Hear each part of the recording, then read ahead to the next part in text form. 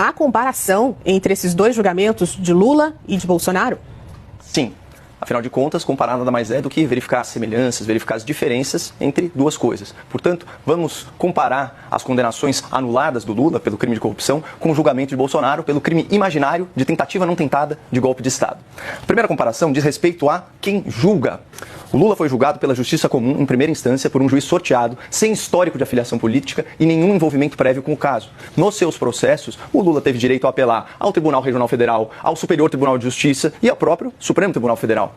E antes de ter as suas ações penais anuladas pelo STF, o Lula foi julgado e condenado por unanimidade, por 10 juízes, em 3 graus de jurisdição, em 3 estados diferentes da nação, Paraná, Rio Grande do Sul e Distrito Federal, ao longo de anos de processo.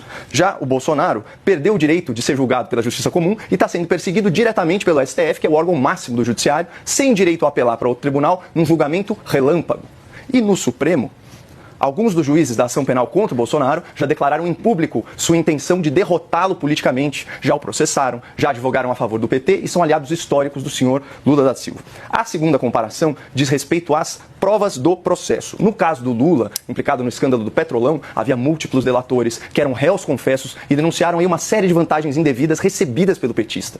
Na Operação Lava Jato, havia dezenas de testemunhas, centenas de documentos certificados e bilhões de reais em dinheiro de origem ilícita que foram devolvidos aos cofres públicos. Portanto, não há dúvida sobre a existência de corrupção e sobre quem se beneficiou dela. Tanto que o ministro Gilmar Mendes, à época, se referiu ao governo petista como uma cleptocracia, um governo de ladrões. E nesse mesmo sentido, o senhor Alexandre de Moraes acusou o PT de, aspas, roubar bilhões. E detalhe, Lula nunca foi absolvido pelo STF. O tribunal apenas anulou as ações penais, alegando supostos erros processuais e suspeição de um juiz. E isso tudo em decisões que não foram unânimes. Já o Bolsonaro está sendo julgado por um crime que não existiu. A tentativa de abolição do Estado de Direito e também a tentativa de golpe de Estado exigem conduta violenta, exigem coação de pessoas. E como eu disse antes, não tem nenhuma prova de que o Bolsonaro tenha participado ou ordenado ações violentas. Pelo contrário, as provas mostram que ele não foi persuadido a tomar medidas antirrepublicanas. Trocou o comando das Forças Armadas antes mesmo da posse do novo governo e estava no exterior, hospitalizado, quando houve a baderna do 8 de janeiro.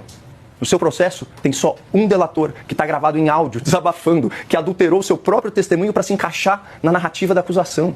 E já são aí mais de 10 versões diferentes dos fatos e nenhuma prova documental do envolvimento do ex-presidente em nenhuma ação antijurídica. E, finalmente, uma terceira e última comparação diz respeito ao direito de defesa na arena pública. O Lula teve a sua liberdade de falar e a sua liberdade de mentir respeitadas até a sua prisão após condenação unânime em segunda instância. Ainda assim, o Lula manteve ativas as suas contas nas redes sociais e, do cárcere, participou da coordenação política da campanha eleitoral fracassada do PT em 2018. Já o Bolsonaro, eu já estou terminando, está em prisão domiciliar, sem direito a receber visitas não autorizadas pelo STF, impedido de usar o seu telefone celular e as suas redes sociais. Então, é uma verdadeira sanção de mordaça antes mesmo do seu primeiro julgamento. Portanto, Ju, existe sim comparação entre os dois casos e essa comparação escancara a diferença escandalosa de tratamento entre Lula da Silva e Jair Bolsonaro.